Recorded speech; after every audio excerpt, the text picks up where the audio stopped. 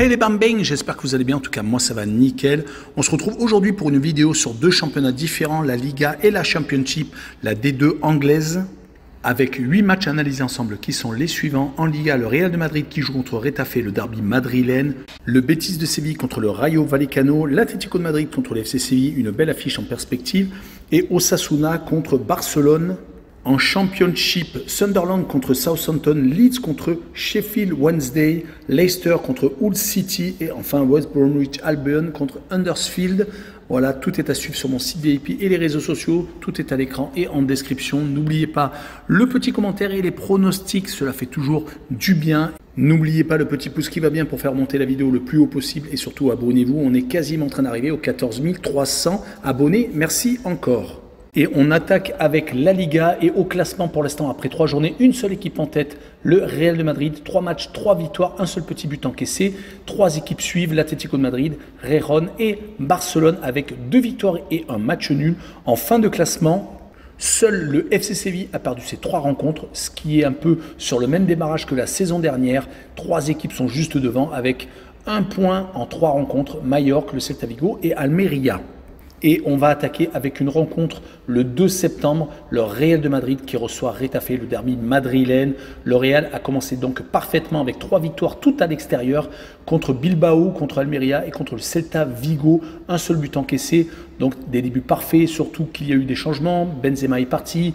Et Bellingham s'est ultra bien adapté. Ils avaient pourtant fait une fin de préparation compliquée avec 2 défaites contre Barcelone et la Juventus de Turin. Mais le Real, quand il joue des matchs à enjeu, ce n'est plus la même chose. Et ils vont donc jouer leur premier match à domicile contre une équipe de Retafe qui vient de remporter sa première victoire à la maison contre Alaves lors de la dernière journée, qui avait été accroché contre Barcelone lors de la première rencontre faisant 0-0. Donc une rencontre très animés où il y avait énormément de cartons. On rappellera qu'ils se sont également inclinés 3-0 contre Gijón, une des équipes du haut de classement.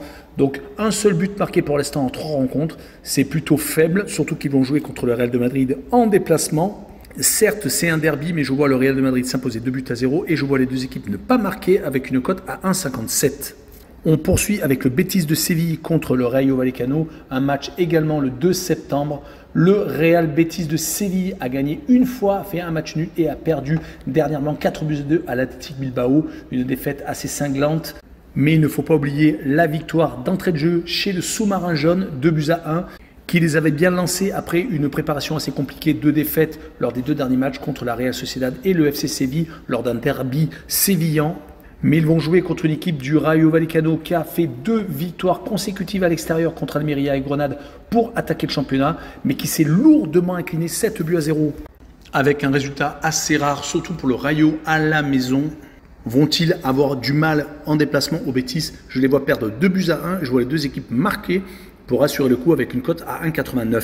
On enchaîne avec l'Atlético de Madrid contre le FC Séville. L'Atlético est second avec cette grosse victoire, comme j'ai dit un peu plus tôt, au Rayo Vallecano. C'est le goal average qui s'en est ressenti avec un +9 pour l'instant, donc quasiment 1 point de récupérer.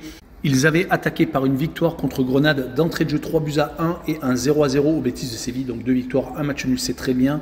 Surtout qu'ils ont gardé leur force vive, n'ont pas perdu grand monde au mercato d'été. Ils vont jouer contre le FC Séville qui, de son côté, a fait le même début de saison que la saison dernière, où ils ont tout de même consommé 2 entraîneurs, mais ont tout de même réussi à gagner la Ligue Europa en fin de saison, ce qui est assez exceptionnel. Rappelons aussi qu'ils ont perdu la Supercoupe d'Europe contre Manchester City au penalty. Leurs 3 défaites en championnat contre Valence, Alaves et Gijón marquent mal, surtout qu'à chaque fois, ils prennent au moins 2 buts. Sur cette rencontre, je les vois perdre 3-2 à l'Atlético et je verrai le plus de 2,5 buts sur le match pour assurer le coup, une cote à 1,77. Et on finira par Osasuna contre le FC Barcelone, 2 équipes qui se suivent de 1 point. Le FC Barcelone a 2 victoires et 1 nul, ayant réussi à s'imposer contre Cadix et Villarreal 4-3 dans un match épique. Ils avaient attaqué par un 0-0 à Retafe, qui avait marqué pourtant une fin de préparation plutôt intéressante, des victoires contre le Milan AC, contre le Real de Madrid et contre Tottenham. Ils font bien entendu toujours partie des meilleures équipes pour le titre de champion d'Espagne. Rappelons qu'ils sont tenants du titre. Ils vont se déplacer à Osasuna qui a très bien commencé, surtout à l'extérieur avec 2 victoires au Celta Vigo et à Valence. Malheureusement, cette défaite à la maison contre les Basques de l'Athletic Bilbao fait un petit peu descendre la courbe de satisfaction. Ils ont également perdu lors du match aller contre le Club de Bruges en Ligue Europa Conférence. Ils ont la seconde manche ce soir. Il va falloir absolument renverser la tendance. Sur cette rencontre, je vois quand même le FC Barcelone s'imposer 2-0 et je verrai Barcelone marquer le plus de 1,5 buts sur le match et une cote à 1,71. Et on poursuit avec la Championship et actuellement, premier seul Leicester avec 4 matchs, 4 victoires. 4 équipes sont juste derrière, Norwich, Birmingham City et Preston avec 3 victoires et un match nul. En fin de classement, pour l'instant, une seule équipe n'a pas encore gagné de rencontre. Il s'agit de Sheffield Wednesday. 3 équipes sont juste au-dessus avec un seul petit match nul, c'est Rotherham, Middlesbrough et Huddersfield.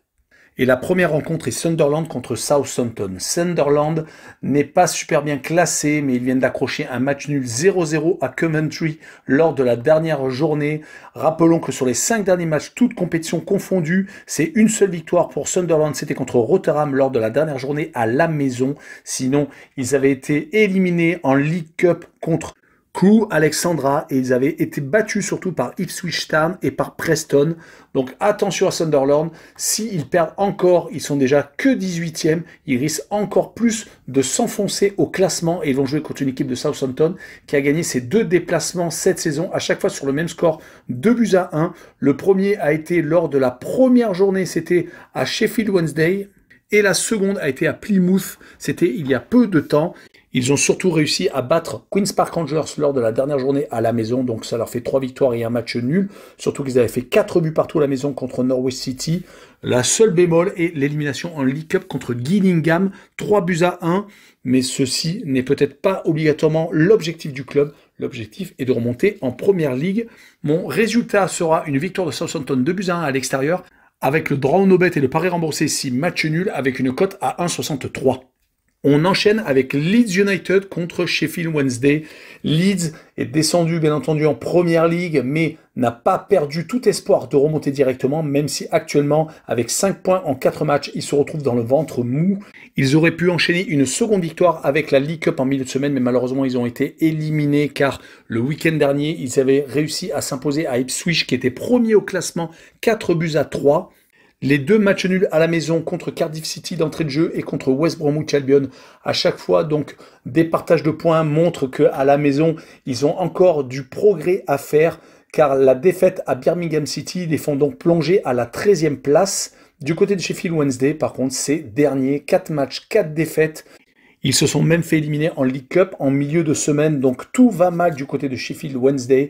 Sur cette rencontre, je vois bien Leeds s'imposer 2-0 et je verrai Leeds marquer le plus de 1,5 but sur le match, une cote à 1,54. On poursuit avec l'avant-dernière rencontre, Leicester City qui joue contre Hull City. Leicester est descendu comme Leeds en Championship et le moins que l'on puisse dire, ils sont passés à autre chose, car avec 4 matchs, 4 victoires, ils caracolent en tête. Ils se sont déjà imposés donc 2 fois à la maison, contre Coventry City et également contre Cardiff. À l'extérieur, ils se sont imposés sans prendre de but à Tranmere et à Huddersfield. Ils sont même encore qualifiés en League Cup avec leurs 2 victoires sur Burton et sur Rotherham United. Donc que du positif, mais ils vont jouer contre une équipe de Hull City qui n'est pas non plus à la peine, qui est bien classé avec une 8e place avec 7 points en 4 rencontres, qui lors des 5 derniers matchs, toutes compétitions confondues, a gagné à 2 reprises, fait un match nul et a perdu 2 fois, mais sur les 3 dernières rencontres, ils ne perdent plus, marquant même pas mal de buts, 4 contre Sheffield Wednesday et 2 à Blackburn Rovers. Lors de leur dernier match de championnat, ils avaient été accrochés par Bristol City, faisant un but partout, mais je vois tout de même Leicester s'imposer à la maison, gagner 2-1, et je verrai par contre le moins de 3,5 buts sur la rencontre avec une cote à 1,47. Et on finira par West Bromwich Albion contre Huddersfield. West Bromwich fait partie des outsiders pour peut-être monter ou par les playoffs ou directement en Première Ligue. Ils ont pour l'instant 7 points en 4 rencontres. Et sur les 5 derniers matchs, toutes compétitions confondues, c'est 2 victoires, un nul et 2 défaites. mais c'est surtout 3 matchs sans avoir perdu. Ils viennent de battre Swansea et Middlesbrough à la maison et ont fait match nul à Leeds United. Donc que du positif. Et ils vont jouer contre une des équipes très mal classées qui n'a pour l'instant qu'un petit point. Ils ont récupéré ce point-là à Middlesbrough en déplacement, mais à la maison, malheureusement, c'est compliqué. Une défaite contre Leicester City, 1-0, et c'était surtout ce week-end, une défaite assez grosse, 4-0 contre Norwich City. Attention, car c'est une équipe qui prend énormément de buts, et je verrai sur mon pronostic une victoire 3-1 de West Brom à la maison, avec les deux équipes qui marquent, et une cote à 1,88. Voilà, on en a fini avec cette petite vidéo, n'hésitez pas à venir nous rejoindre. Ciao les bambins!